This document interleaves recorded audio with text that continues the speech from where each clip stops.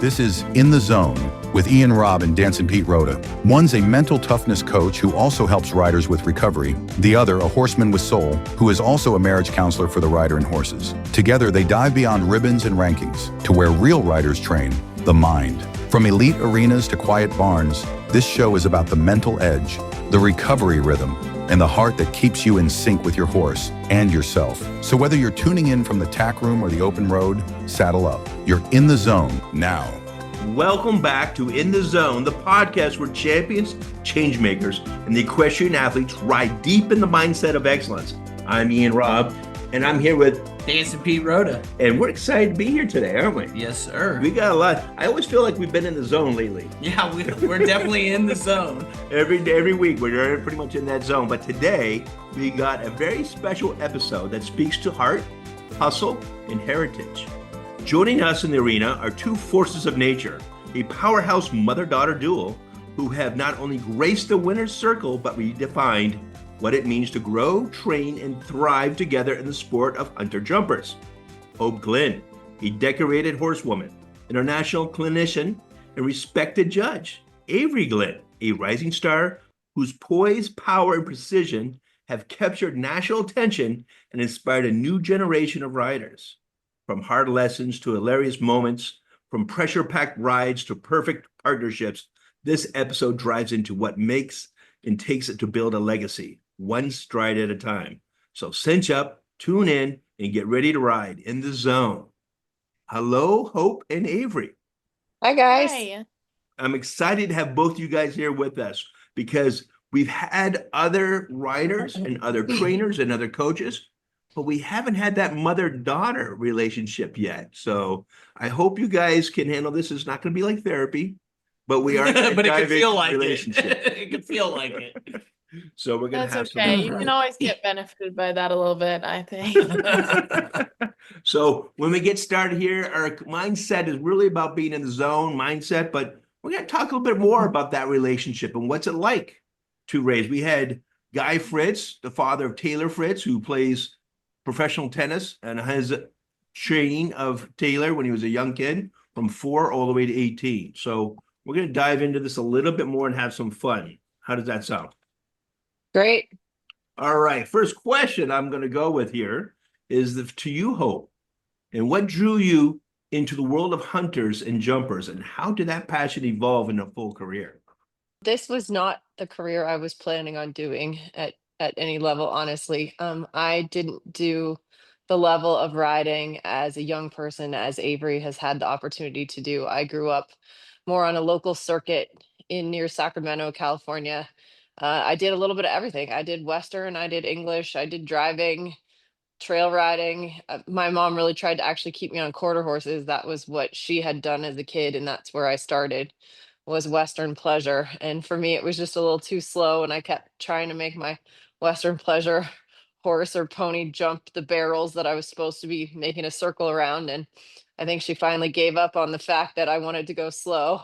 And so I ended up working hard, and she gave lessons to the neighborhood kids and ran the local pony club basically, so I could afford to start to take lessons at the local hunter jumper barn. And as I grew older, I was a working student for a lot of different barns. I always had one horse that I was allowed to show. I never showed really outside of California as a kid. We didn't have the finances to go back east or do any of the high profile shows, but I also did a ton of other things. I was a very competitive tennis player. I golfed. I played a lot of other sports. So I also had the opportunity to do a lot of different things in my life. And so I came probably into college thinking I was going to, I was a business major. My plan was actually to go to law school. And then I ended up getting a great offer and also, to ride, but also falling in love with Avery's dad, who was in horses and a good friend of mine. And he was already in the business. He'd gone to UC Davis as well and was a few years ahead of me. And so I was trying to help him start his business. And I kind of figured out you can't be in love with a horse trainer and be gone to law school, or that relationship is not going to work out. So luckily we figured out a way to start the business together. And we very much had the goal that if the business didn't work out for us, where we could buy a piece of property and build our own facility and do that within like 5 or 6 years of us working our tails off, then we were going to go the direction we went with our education. And we both graduated college, we both had our degrees. And I think that's probably one of the reasons that Avery's dad and I both are very strong supporters of Avery going to college, despite the fact that she could have turned professional right out of high school. Because we think the education, component of training never hurt anyone be more successful in and out of the ring. Now, well, before we go on to the next question, Pete, as a horseman and as a marriage counselor for horses, as you say yourself, what do you think about that answer? I think that's a great answer. That's a great answer. I think you wanting the education, everybody says, some people say college isn't worth it, but when I look at the riders I help and they have that debate, should I become a horseman or should I go to college? And I always say, if you go to college, you have something to fall back on, because at any moment that horse can put you in a situation where you can't do what you want to do. And when Absolutely. And I also think there's another, important point that I mentor a lot of young professionals in this business. And one of the things I really think is, if you want to be a high-end businesswoman in the sport of show jumping or hunters or any other sport for that matter, being educated and being able to have a good business background, first of all, I see way too many professionals in this industry that don't know how to save money, how to budget money. They end up being really successful horse trainers, but end up retiring with nothing because they're not good business people. And I really think it's important to have that education, not only for yourself, but if you're working with clients who are businessmen or businesswomen who are buying these horses for their child or for their wife or for their family, you want to be able to have an intelligent conversation and be able to make them confident that if you're spending their money on a horse, you are educated enough to know how money works, how to spend it. Having an intelligent conversation with all types of different people, which is another benefit of going to college, learning how to deal with different people, people with different backgrounds, all of the above, that makes you a stronger business person no matter what you do. It makes you a better business person in the horse business. And I have never found that missing 4 years of horse shows has ever hurt you in the horse world. It's always here and it's always the same people. They're not going anywhere. No one's going to forget how to ride. Like, I really feel like it's only a bonus. Yeah, some of us take 6.5 years to get that 4-year degree. I would have missed a lot more shows. No complaints. No complaints. No, I think anything the vets I worked for said they wish they would have spent more time in a business class because they made so many mistakes for 10 years before they became successful. So I agree totally on educating can be. Now, some people aren't into college. Absolutely. I always say, if you're going to go that route, make sure you find somebody that is business savvy to teach you. Yep. Or being partners with. And, I think Avery would be a great one to get her feedback on it, because I think she felt a little like she was missing out when her dad and I said, you need to go to college and do this, and then we'll support you however you want to go, whatever you want to do after you're done with college, whether that's a horse trainer, run a business, outside of horses, whatever it is. But I think she's a junior now at Auburn University, and I think she has a different perspective now than maybe when she went in, as to why it was a good use of her last 3 years. Okay, your turn, Avery. What do you think of what we're discussing? I think it was hard for me to wrap my brain around at the age of 16, but I do completely agree that education kind of just plays a huge part in your life, whether or not I decide to end up being a horse trainer or not.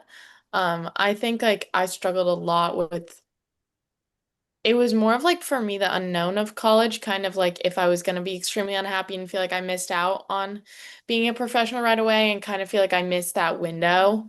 But I think the more time I spend away from being at shows every weekend, the more I realize nothing is changing in the few months that I'm not there every weekend. And I think that it's hard because the horse world it moves so fast, but at the same time, it's kind of the same people over time.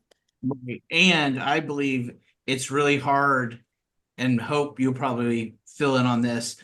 When you come at a young age, my mentors had kids that were 15 to 18 that were better than most trainers I've ever seen. but nobody's going to listen to an 18-year-old the way they're going to listen to somebody that's up in their 20s or even 30s as a horse trainer. Would you agree with that? Absolutely. I mean, respect comes over time for sure. But it's funny things. It's also like I was telling Avery the fact that she goes to Auburn football and basketball games and can now talk college football and college basketball and likes other sports. And that's a conversation you sit down with at dinner and you're able to unite these other like families that are maybe just getting into horses, or maybe the dad comes and watches his kid and is like, I don't know if horses is the thing for me. These kids seem all one track, they can't talk about anything else. Talk to the dad about the fact that he went to college and he played on the basketball team. Like, connect with people at different levels because that will bring you more clients. It will also make people feel more comfortable with you, that you're better educated, and they will be more apt to part with their money with you being in charge of it if you can have an intelligent conversation with them. I can't reiterate that enough. I was going to agree totally. There's so many times that the wives want to bring their husbands to the clinic or the dinner after the clinic or after a lesson. And I don't go into horse talk. I go usually into what they're into, and I have intelligent conversations totally against horses because Mhm. they're not into horses.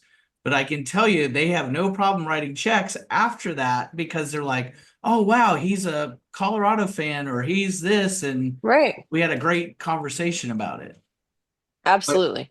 Avery, I want to get your opinion because I've talked to other writers that have graduated from colleges like Auburn and all that good stuff.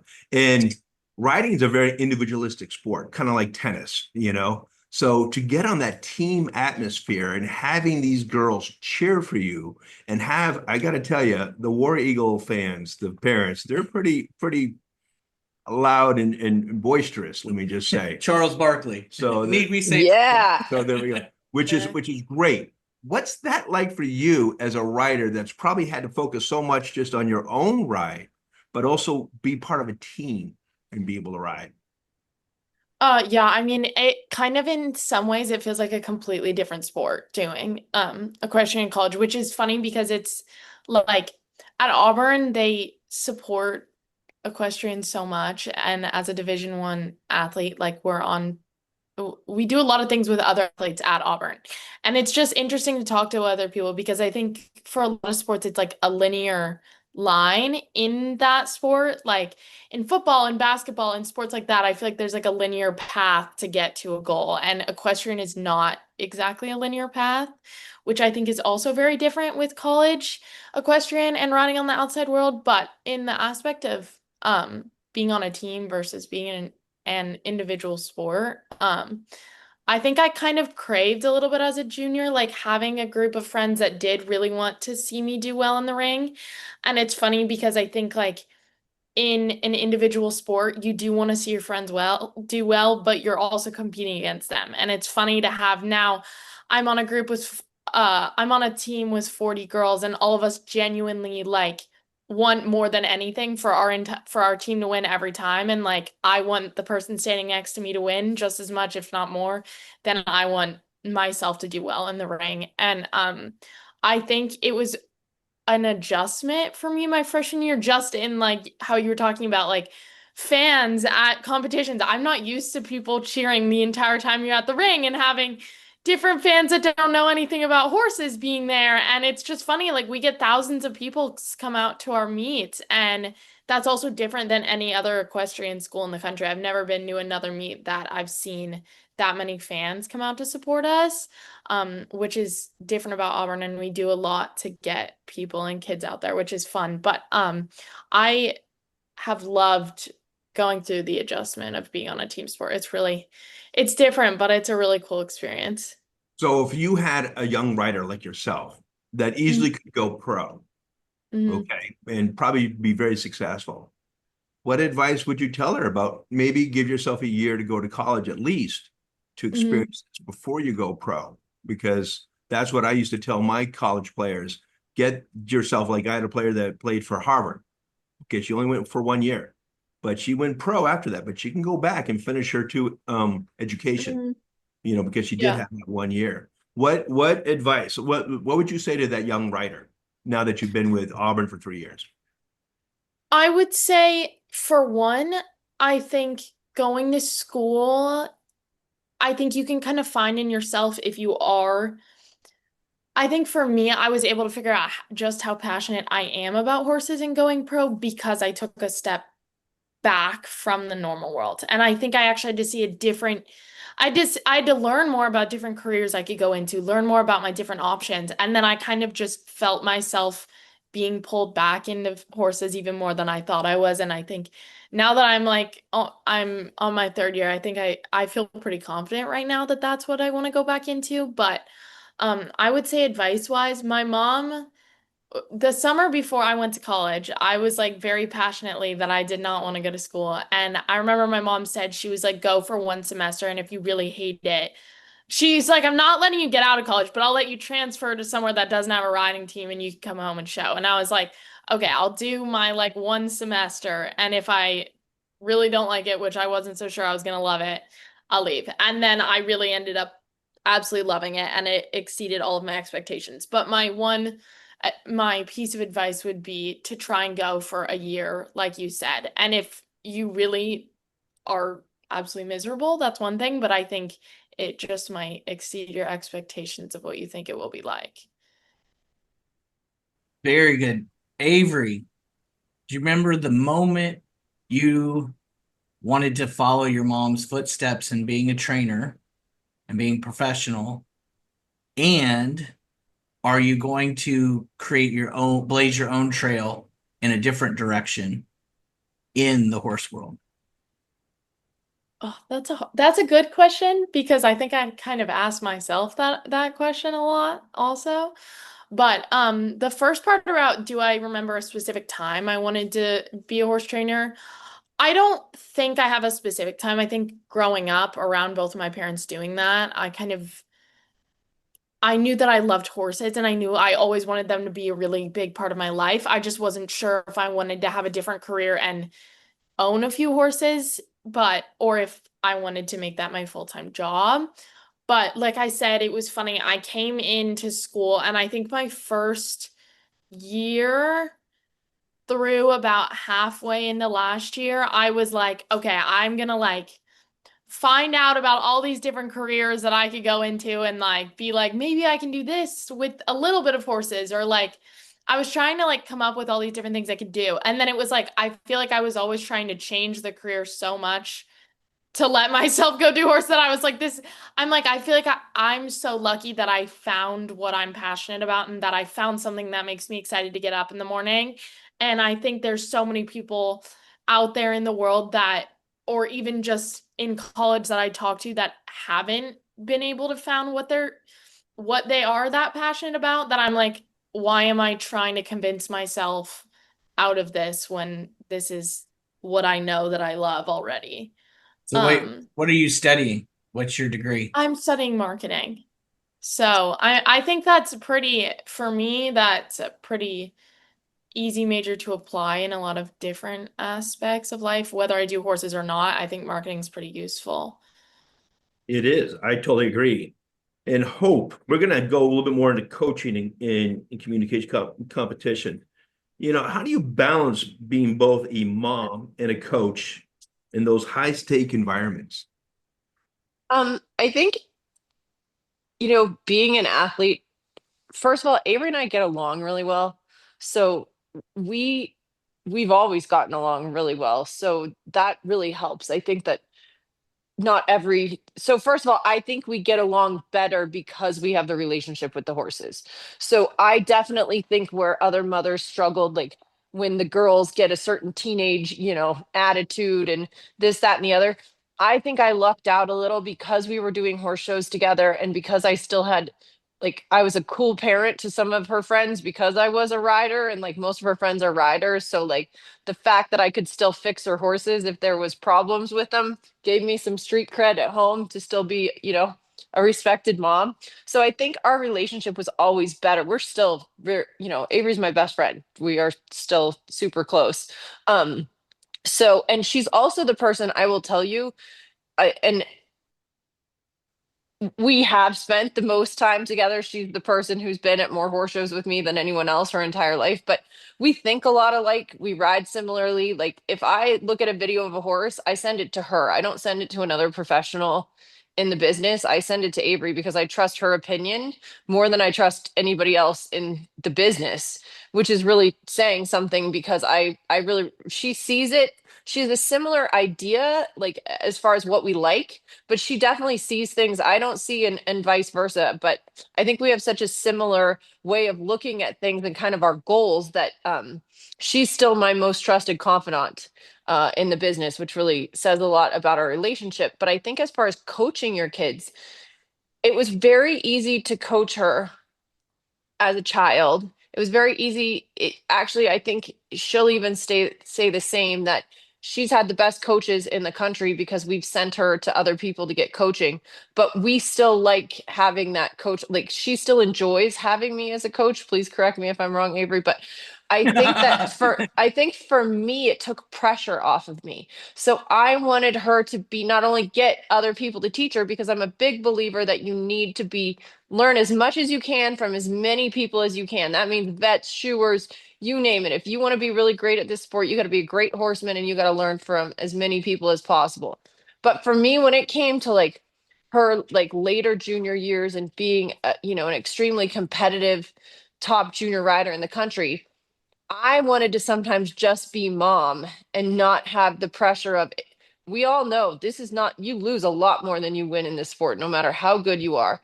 And we're all at this level because we're extremely passionate about being good. And, it's never like I had to tell her work harder. That was never, if you're at this level, you are a hard worker, a passionate athlete, you name it.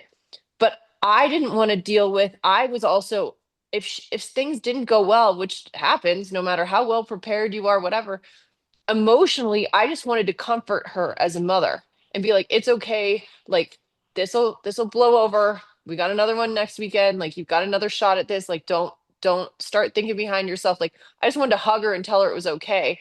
I didn't want to have to be the one at the back gate that was like, well, if you would have put a little more leg on off the turn, could have gotten that. I didn't want to have that role.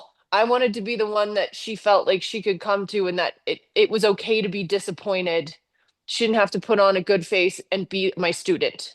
She needed to just be my kid at that point. So Hope and Avery, did you guys ever do a competition together as, when you both were competing? And do you have any funny or stressful memories about that when you both were competing at the same event? I'll let her answer this one, then I can give my 2 cents.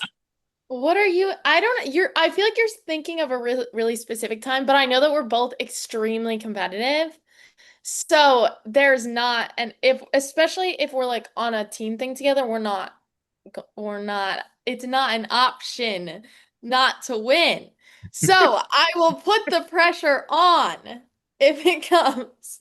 But I feel like my mom has a really specific thing she's thinking of right now. No, I just think we really like we're people who, like, when the pressure's on, we're kind of goofy. Like we're not like that Yeah. serious. We're No. very good in the ring. Like put your money on us. We are very good competitors, all that sort of stuff, but we are funny. Like so the two of us at the back gate, if we're competing against each other or like going into a team competition like against other teams, and Avery and I are like the team that I think we're undefeated as a team. I don't think anyone's ever beaten Yeah. the two of us together. Wow. But the funny thing is like we harass each other because we'll be like, Yeah. don't let the family down. Like suck it up. Yeah. Like we're constantly like making fun of each other. Like, don't come home tonight if you don't get a 90. There's no food on the table for you. Like Yeah. we poke fun at each other all the time. And for sure, she beat me. And thank God every once in a while I can still beat her because I'm like, oh my God, the old lady pulled it out again. Like we Yeah. just laugh about it because it's what other sport could a parent get to compete against their kid? Like On an we're even so level. lucky. Yeah, we're really lucky that we get to do this because it's fun. And I can't think of another sport where you could do what we've been able to do together. And I can't stress that, how important that is. So you don't take that competition and do it me versus you. You guys actually make it light and have fun with it.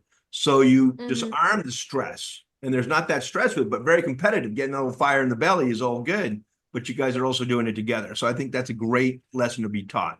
I think we've learned how to, I think people, especially when you do this from a very young age, which Avery has done and I have done, you learn different ways to cope with your stress. Everybody deals with, some people need more like mental preparation. There's different ways. So maybe Avery deals with her stress the same way that I do because I was at the back gate and because she saw me act like this. And I'm a person who, like, when I'm heading into my biggest moment in competition, I'm cracking a joke walking in the ring. Like that's how I deal with it. I am focused, but like I keep it light because that's how I let off stress and like try to keep the energy. Like I'm goofy, I laugh. Like that is how I try to keep the relaxed energy for my horse so that I don't get tense and transfer that. And I think Avery maybe is like that just because that's what she saw and that was what she was exposed to. Was it nature or nurture? Who knows? But we both deal with stress very similarly as far as when we go into a ring. Oh, I always tell people you don't need to yell at me when I'm taking a lesson. I'm already beating myself up enough. I Yeah. need somebody to go, hey, that's okay. We'll do it again and we'll get it. Or if I start getting yelled at, you might as well just tell me to get off the horse because I'm done. Because I've already beat Well, myself up. So it sounds it's like you're doing the same thing. You're saying, hey, I don't need to beat her up. She knows what she did wrong. Let me know. absolutely. And it's not like usually kids at this level, from a coaching perspective, usually kids at the very top level, they are working their tails off and you don't get to that level without putting 120% in more hours. And it's not like I have to tell any of these kids work harder at that level. Yes, at some of the other levels you do. At some of the other levels, you're looking at kids who are never going to get to that level. And so you're trying to light a fire under them. But the kids who make it to the top of any sport, you didn't have to light a fire under them. That fire was already there. You just got to keep them on a path where they don't beat themselves up all the time if something goes wrong. And I say this all the time. We could have a whole podcast on this. If you don't learn how to fail early as an athlete and in your career, if you don't learn how to fail, you will never be great. It's the thing that I can't say enough in a clinic to people is, I do not want any of you to win this lesson. I don't want you to win this clinic. If you fail more, you will get more out of this. And if you can learn how to brush it off and move on, you will be 100 times better athlete and more successful over time. Yay. That's the key. That's the Preach key. on, Hope. Yeah, for sure. I, But it I really is the truth. a big switch when I was teaching on campus is I said, get excited about your mistakes. You learn way more from your mistakes than you do your successes. Absolutely. Successes mean, okay, I got it once. Your mistakes, you ask any top athlete, what was the biggest mistake that changed everything? And Yeah. they can tell you in a heartbeat. It sucks. You don't have to like it. You don't have to be smiley about it, but you have to learn how to get over it and move on because it's not doing you any good to think about it anymore, give it any more energy. Okay, so here's a question for both of you. What does riding in the zone mean to both of you? Go, Uh, Avery. my mom talked a little bit about like our personalities are pretty similar, I would say, like in dealing with stress and in the aspect of like riding in competitions. But I would say what's so different about us, and I think a lot of successful riders or any athletes kind of find, is that I perform so much better if I am in a high stakes situation. And I think that's when I'm the most in the zone, is if I'm like nervous, like last one in, like either I make the point and our team wins or I lose and our team loses. Like, and all of a sudden it's like I like focus and I like feel way more confident than if I didn't have the pressure on me and we'd already won the competition and I was just going in.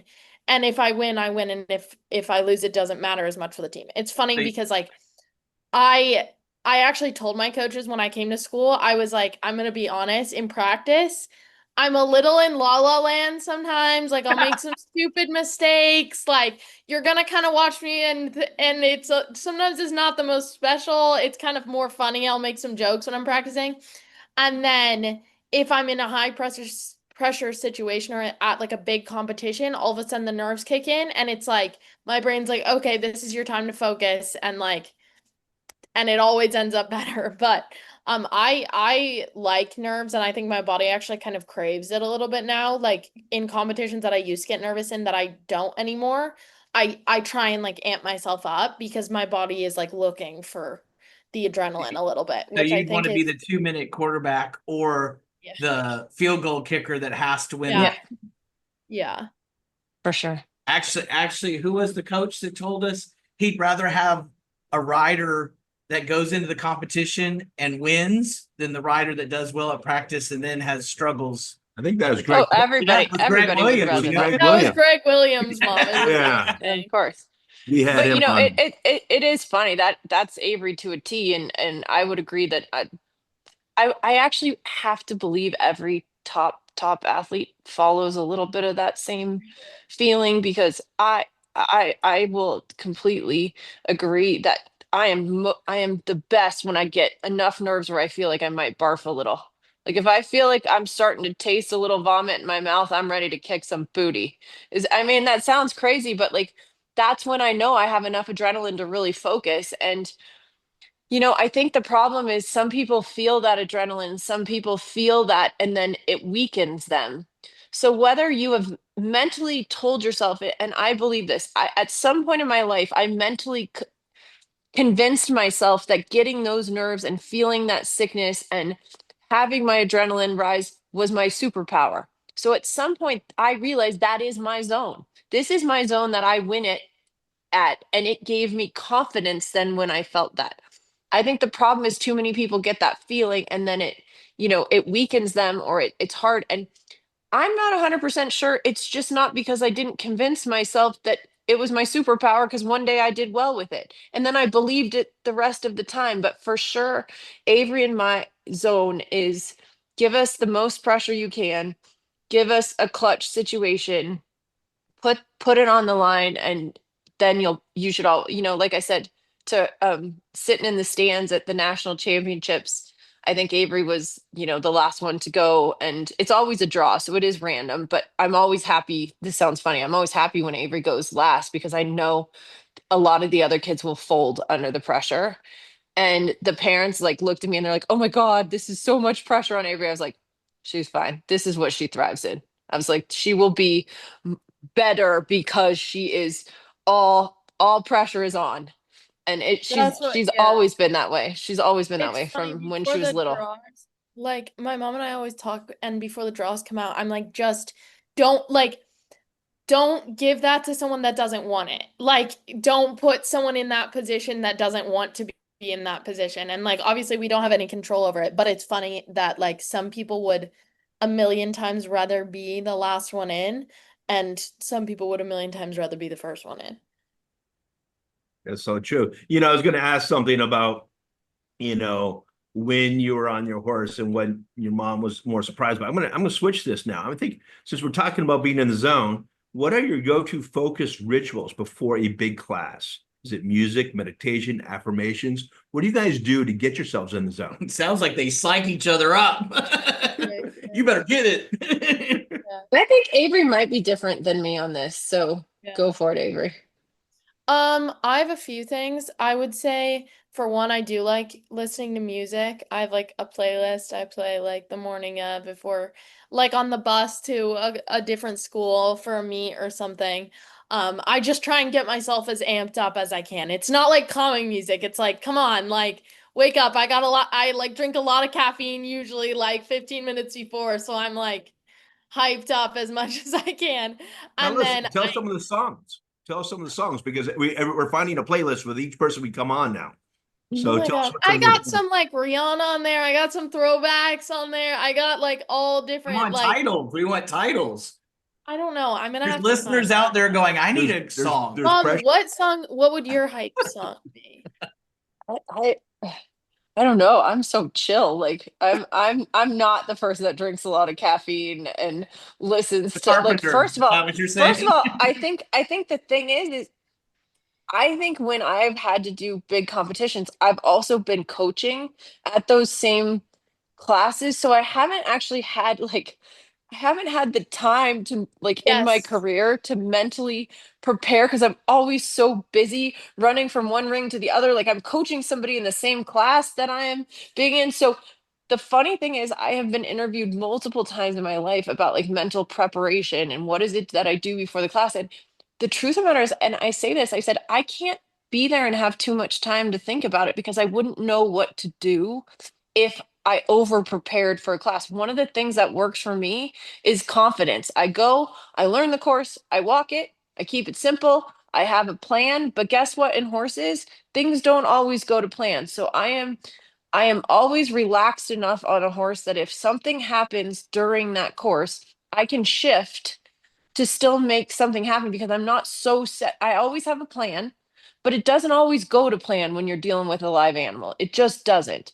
So I have to have the ability to be able to shift my plan and hopefully continue to ride well and get a good score. And so for me, I think I don't want to say it's lack of preparation, but the fact that I don't like over prepare doesn't it gets my brain like so wired up. I'm maybe who knows, maybe that's just too much information, but I keep it simple. My You routine know, is very simple and easygoing, and I'm very confident it's going to work out. Sometimes that's it great doesn't, to but see the difference between you two. I'm So, confident. Avery, I interrupted you because I just had my 12 cups of coffee too. You listen to music.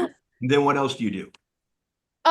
Well, it's funny because as my mom is saying that, that was one of the biggest adjustments for me in college is the day of the meets, you're only allowed to ride the horse you're competing on, and I can't ride anything else the entire day. So I have like hours to sit with it. So it was funny because my preparation before college was completely different than my preparation at college. Because my preparation outside of college is more of what my mom's saying, where I'm like running through 5 different rings at the same time, showing up, go in the ring. I don't have enough time to think about anything. And I like that distraction that it's like I don't have the time to sit in it. And then I got to school and it's a little the same at like the national championships for like for juniors, like at the big medal finals and stuff. All of a sudden you have like hours to like sit in with your thoughts. And that was very different for me. Um and I almost would have to like make myself wait to peak with my energy a little bit because I didn't want to be like hyped all morning. And then by the time I actually compete, I'm like tired because I've been thinking about this all day. I listen to a lot of music and then I definitely like every single time I compete, I pull like it only has to be 5 minutes, but I will go somewhere that no one else is and like put noise canceling headphones in, usually in the bathroom or something, and I'll go over like every single part of my course, every single part of my flat pattern, like 3 times until I can, and I like breathe like very much like as I'm going through it. I'll go through the first 3 jumps, like take a deep breath, and until I can say it, like slowly, calmly, like I'm there, I'm not ready yet. Like it doesn't matter if sometimes it takes 1 time, sometimes it takes 4 times, but I like know once I can say it and I'm like my brain is slowed down saying it that I'm good to go. That's perfect. I like that. You Great. covered a lot of parts right there. Well, you're very similar. Two of you are very similar. When I've only competed very few times, I did a lot of demos, but when I did compete the first class in the morning, it was a lot of nerves. I went in there, did my best. We did great. The second one, I had another professional tell another professional, hey, Pete can help you with your young horse. His horse will take care of your horse. So I ponied him out and made sure the horse was relaxed. My horse was doing her job. And then when I went into the arena, I was like, both of us were right on the spot when we walked in there. So getting my mind out of the competition got me to get a better score. Yeah. That's great. You know, I'm just kind of curious a little bit too when we're talking about this and taking this in a little bit of a different approach. But what changes would you both love to see in the hunter jumper world, especially for young female riders? You want me to go first, Avery? Yes, Hope, Uh, go first. yeah, you can. Mine is gonna be more on like the horse standpoint, I think. So go ahead, Mom. I don't think this has to do. I mean, the majority of young riders in this country are female, unlike in Europe where you have a more 50-50 split. But in the United States, the majority of the young riders are female. But this would be something I would say for athletes. Oh, I think this could be said in any sport. I think this could be said for probably the majority of young females in any sports right now. I wish that they would spend more time on worrying about becoming better horsemen than becoming better social media stars. And I say that because I feel like we have had, and this, like I said, this is a whole life issue, but I feel like kids and young women right now have so much pressure on them. And I deal with athletes now that have so much anxiety that I didn't see 10 to 15 years ago. And I really think that that anxiety stems a lot from the fact that when they watch other people ride online, you only see the highlight reel. You only see girls that are really successful, jumping big jumps on beautiful horses, when the majority of people in this country riding are struggling and trying to get better and don't have $1 million horses and don't get to go to a horse show every week. But the ones that are highlighted are those riders. And so the majority of the riders and the majority of females in this country trying to become better athletes are only comparing themselves to this very elite group that they see on social media. And when they're focused on that, they don't get to spend their focus and their energy on actually becoming better riders and better horsemen. It's more of, I'm missing out. I'm not as good as them. I'll never be as good as them. I'm not as pretty as them. My horse isn't as good as it's a constant negative energy. And I think that transfers to the horses too. So for me, I wish that we could have some of the more prominent professionals and more popular young riders, as well as more popular just riders in general that are kind of have big social media accounts. I hope that they lead by example and put some of their fails out there and also talk about horsemanship, because I think that's such a huge part of the business that we've lost. And I think we really need to emphasize it, because we're the ones who's trying to set the examples for these young people. So people like Avery, people like me, people who are huge in their online presence. I can't say enough. I think we do a lot for this business and a lot for young women if we focused on not just putting our highlight reels up, but we also put some of our fails and some of our real horsemanship lessons out there. I think that's a great thing. We could do a whole thing of in the zone of the problem of social media. What helped? Yeah. I think we're in too big of an ocean to compare ourselves with. And like you said, I love it when a professional shows the mistakes. Yeah. They put it out there and they go, I'm human too. So many students think, well, you're not human because you've showed at this level. Yeah. Like, Yeah. yeah, okay. Avery, go ahead with your change in the industry. No, it's funny because that wasn't immediately where my brain went, but listening to my mom talk about that, I completely agree with all of that. I think the biggest thing I would say, like, for change wise in the industry would be like,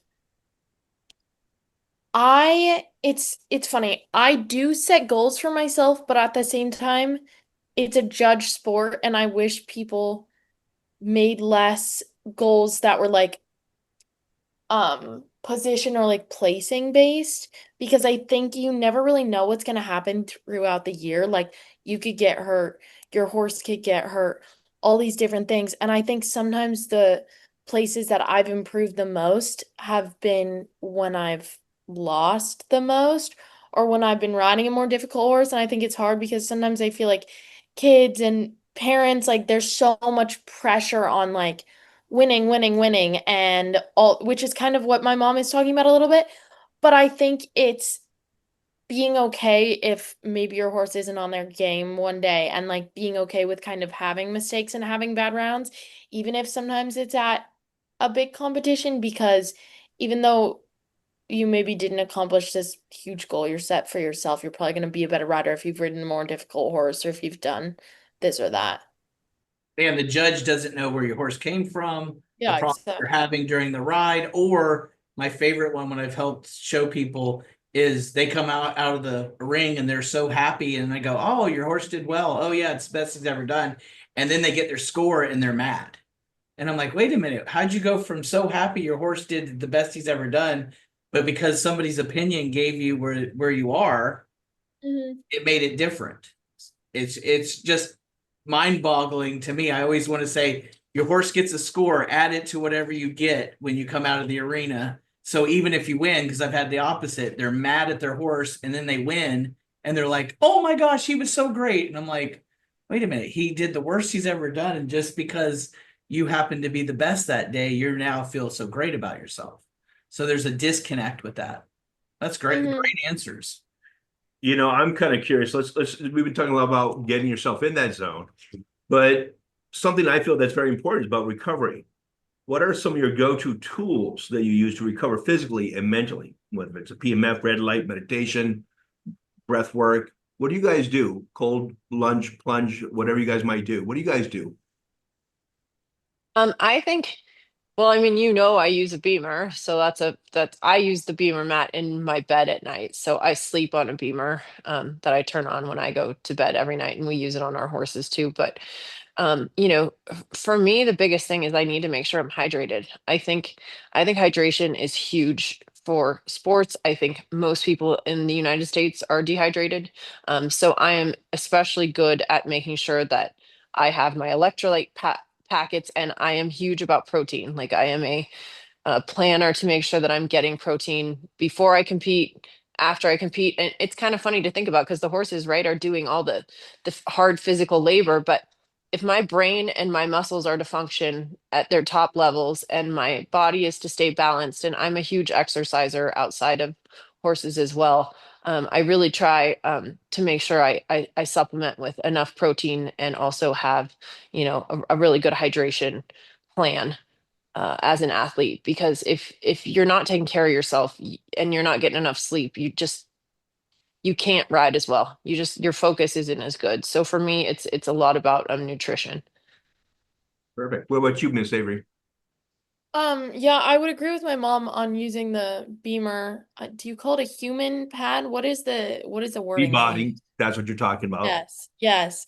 Using that as much as I can, just like keeping consistent with that. And then uniquely for me, like being at Auburn, we have so much access to we have an incredible athletic trainer and access to great athletic facilities that have all different sorts of recovery options. Like every single day before we have our team workouts and before practice, I go in to stretch with her and um like get heating pads on if my back's a little sore that day, or different movements to kind of keep my body in the best shape I can. And then after, I always am either doing I'm either in the cold tubs or I'm icing myself down after. But yeah, it's funny because I'm so good at taking the very best care of my horse. And if there's a teeny tiny thing wrong, I'm like over fixing it. And then when it comes to myself, I have gotten a lot better. But I definitely probably take better care of my horse than I take care of myself sometimes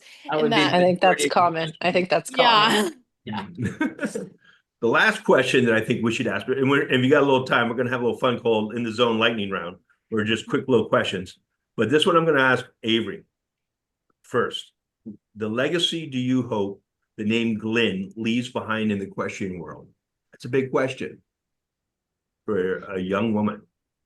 It's funny because I got asked that question on our team a few weeks ago of what I wanted to leave a legacy on our team as, which was an interesting question. And I said that I want to be remembered as someone that, if it comes down to it, I, under pressure, always performed as to the best of my ability.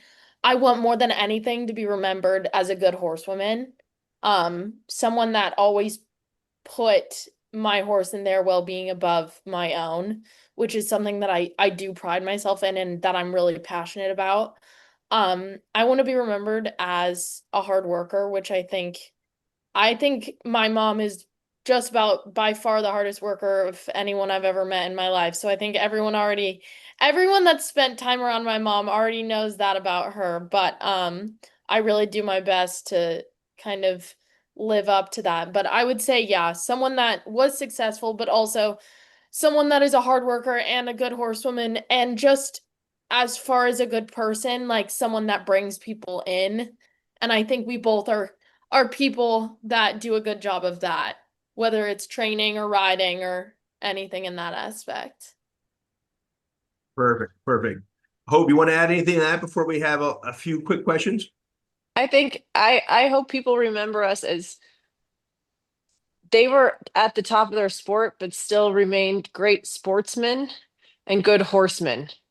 And I'm hoping that's the legacy we leave behind. There's plenty of people that can be winners in this sport, but lead by example. Be a great advocate for the horse and be a great advocate on being kind and good to those who are your competitors, because at the end of the day, you're going to see those people a lot more than you're going to see that blue ribbon. Perfect. We're going to go right in the lightning round. It's just a one word or one sentence. First thing that pops in your head. Okay. Say it like you write it. Favorite horse snack. Huh? Favorite Cookies. snack.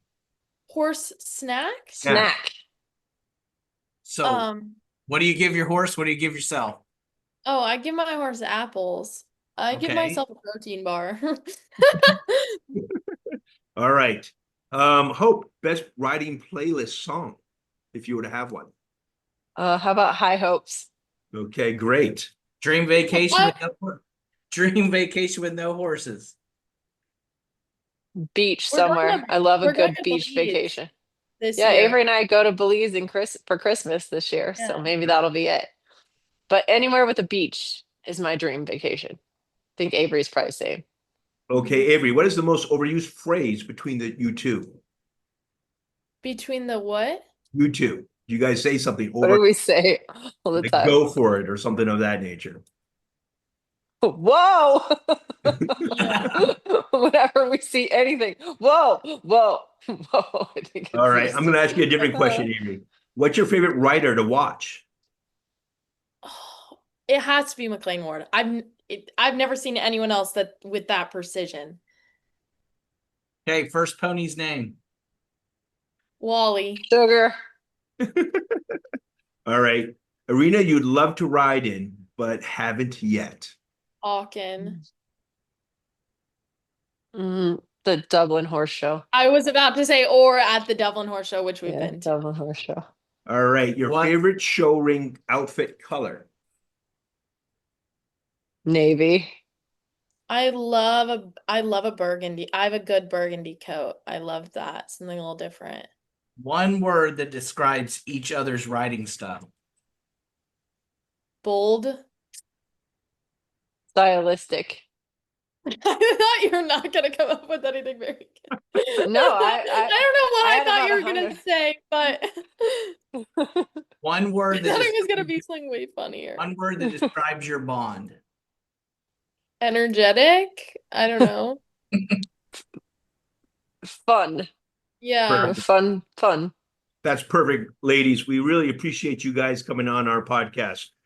We had a tremendous time. So thank you very much for joining us today. Thanks for Thank you. having us. All right. Before we end right here, we want to just say that both of you brought a lot of fire and insight and a lot of heart today in this episode. Whether you're a mom grooming ponies or a daughter chasing derby dreams, or just someone who loves the rhythm of the ring, we hope this conversation brought you closer to your own zone. If you love this episode, don't forget to follow, share it with your barn family, and leave us a 5-star review so we can keep bringing you more stories from the saddle. And remember, every great ride starts in the mind. Until next time, this is Ian Robb, And Dancin Pete Rodda. keeping you focused, fired up, and always riding in the zone. That's a wrap on another powerful episode of In the Zone with Ian Robb and Dancin Pete Rodda. Whether you ride, compete, or simply love your animals like family, today's episode was a reminder that true teamwork starts with connection and that health is the ultimate performance edge. Don't forget to subscribe, share, and leave us a review. And catch us next time as we dive deeper into the mind, body, and bold journeys of top performers. Until then, stay focused, stay inspired, and keep riding in the zone.